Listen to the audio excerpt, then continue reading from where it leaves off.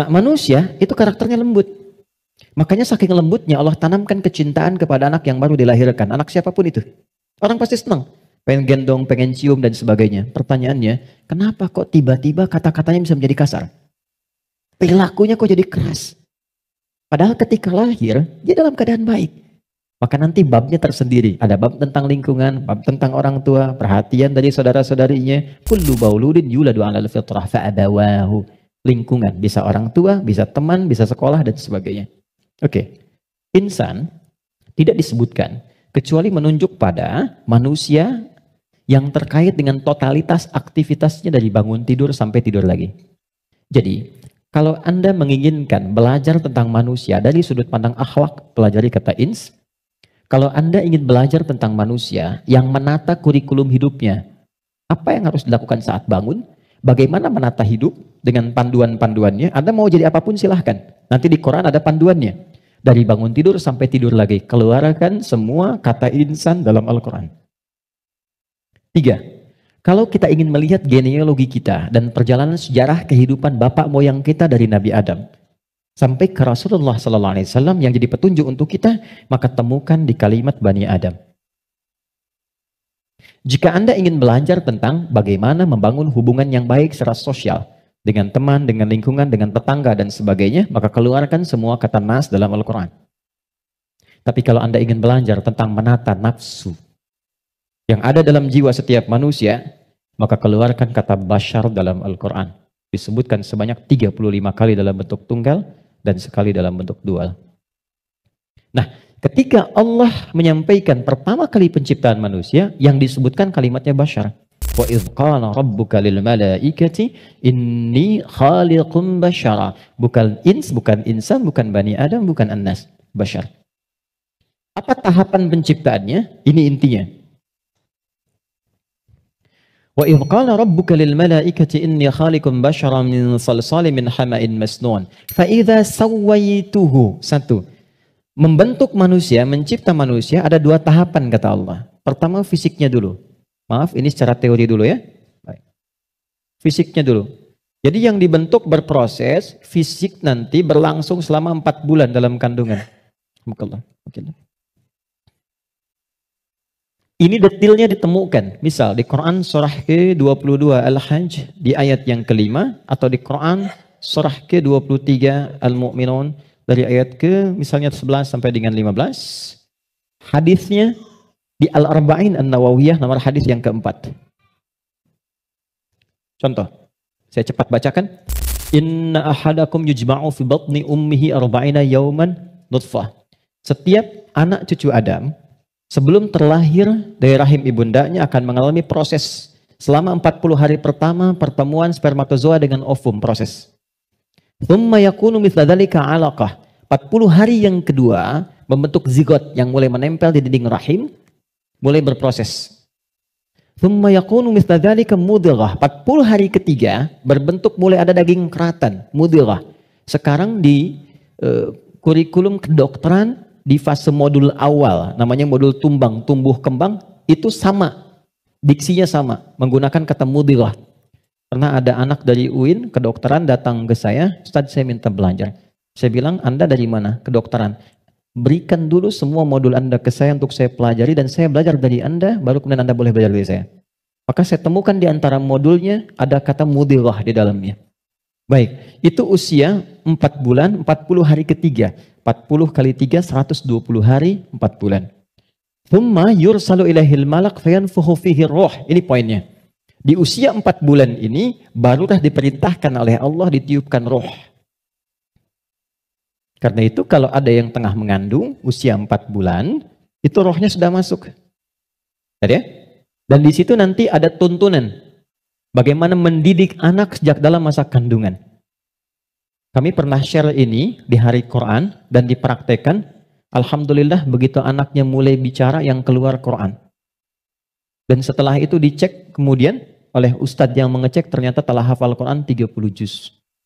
Dalam baru bicaranya itu. Lalu diurutkan 3 tahun usia hafalan, 3 tahun usianya hafal Quran 30 juz.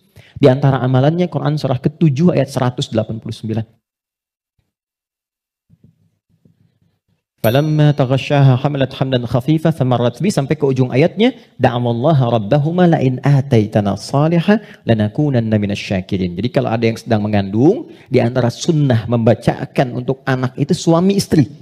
Bukan hanya istri saja, suami saja. Suami istri berdoa, itu doanya ada di Quran surah 7 ayat 189. Satu ayat ini saja. Ya, secara singkat. Saya agak cepat, roh ditiupkan. Nah, roh ini sumber kehidupan. Saya mau tanya begini, maaf ya, ini saya sederhanakan sekali. Kalau roh sumbernya dari mana? Halo? Roh sumbernya dari mana? Allah, oke? Baik, sumbernya dari Allah. Tahu dari mana? Quran surah ke-17 ayat 85. Wa yas'alunaka 'anir ruh qulir ruhu min amri Rabbi. Karena roh sumber kehidupan langsung yang ditiupkan pada fisik. Jadi generator kehidupannya di sini. Kalau nggak ada roh, nggak akan bergerak ini. Makanya orang meninggal, dicabut rohnya, sudah nggak bisa bergerak lagi. Nah, sumber roh itu sumber kehidupan dari Allah. Baik, sekarang saya tanya, kalau Allah maha baik tidak? Ada aibnya tidak? Ada cacatnya tidak? Lihat, kumpulan semua kebaikan, jika dikumpulkan, jujur, sabar, misalnya kan, kalau kita kumpulkan sifat-sifat baik itu, semuanya, itu akumulasinya disebut dengan takwa namanya. Karena Allah itu maha baik, gak ada cacatnya, maka semua yang bersumber dari Allah pasti semuanya baik. Dan membawa sifat-sifat kebaikan. Perhatikan, fokus. Roh ini ketika ditiupkan, masuk ke dalam fisik manusia usia 4 bulan, dia membawa sumber-sumber kebaikan. Karena datangnya langsung dari Allah, diperintahkan masuk, maka membawa akumulasi kebaikan. Maka selain roh ini masuk ke dalam fisik, dia juga membawa potensi-potensi kebaikan yang disebut dengan takwa. Ini fa'alhamaha fujuraha takwa. Pelan-pelan. Kalau fisik ini langsung dari Allah atau ada proses dulu? Terbayang nggak maksudnya? Kalau roh itu kan langsung kan? Allah firmankan, masuk kan? Kalau fisik langsung tercipta ada proses dulu? Proses. Tadi kan sampai 4 bulan demikian. Sebelumnya ada proses dan sebagainya. Proses kan? Karena proses didahului dengan ikhtiar, maka tidak sama sifatnya dengan takwa. Dia membawa sifat bawaan disebut dengan fujur. Sekarang perhatikan, saya ilustrasikan. Bismillah. Ini ada gelas. Oke, kosong ya. Ini kalau kalau saya isi air bening, ya kosong kan? Saya bukan ingin sulap ya, jangan ingin tunjukkan. Kalau ini saya isi air bening nih, bening, oke? Bening. Lalu saya campur dengan kopi. Jadi apa warnanya? Oke, berubah warna kan? Intinya hitam misalnya. Saya kasih susu, berubah warna kan? Baik ya? Maka perhatikan baik-baik. Kalau kita ilustrasikan, ini ada tempat, dimasukkan kemudian air bening. Gambarkan yang bening itu takwa ini. Jelas? Takwa itu tadi sifat yang melekat kepada apa? Roh. Masih ingat? Kemudian dia bercampur dengan ini, sifat bawaan dari fisik. Kenapa saya sebut tidak langsung dari Allah, tapi melalui proses ikhtiar yang Allah tetapkan? Karena maaf sekali. Kenapa namanya disebut fujur? Karena ini berkumpul segala macam bentuk di sini. Apakah teman-teman mencari semua yang halal, yang dimasak oleh istri, masuk kemudian ke dalam mulut dan perutnya, dan terkonsumsi oleh janinnya? Apakah dipastikan semua halal? Kalau dia menjadi halal, akan jadi baik. Kalau dia menjadi syubhat, ya akan menjadi bercampur. Kalau dia dari yang haram, akan menjadi kotor. Karena itu yang bersumber di fisik disebut dengan fujur, yang ini pasti baik. Tadi saya katakan, kalau campurannya susu, bening, bagus, nyaman. Tapi kalau campurannya kotor, lumpur dan sebagainya, maka jadi bermasalah. Maka jangan pernah membawa sesuatu yang haram, dibawa ke rumah, apalagi dikonsumsi anggota keluarga. Karena itu pasti akan merusak dan berpengaruh kepada karakter. Karena masuknya ke sini. Itu pasti itu. Pasti. Ini bawaan dari gabungan fisik, sifatnya fujur, yang ini roh membawa sifat takwa. Karena takwa yang bening bercampur dengan fujur, maka merubah keadaan roh. Yang tadinya murni seperti biasa, karena roh membawa sifat takwa, nyampur jadi ini, bercampur dengan fujur. Maka merubah nama roh kemudian menjadi nafas. Pelan-pelan, pelan-pelan. Kalau roh saja yang dibawa sifat takwa, udah pasti baik tuh.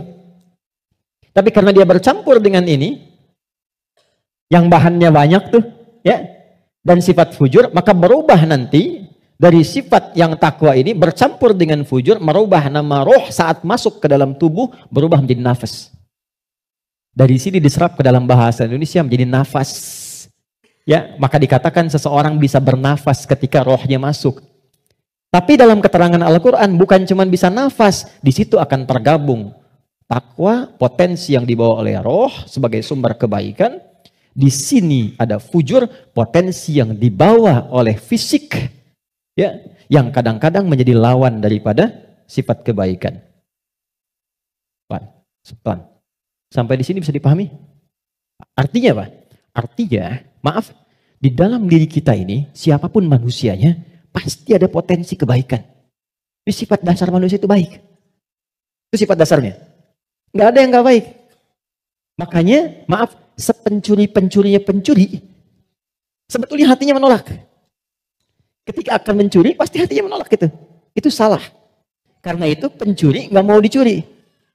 Coba kalau 3 orang mencuri, yang satu misalnya menyembunyikan hasil curiannya, maka bosnya akan berkata, maling kamu. Padahal mereka baru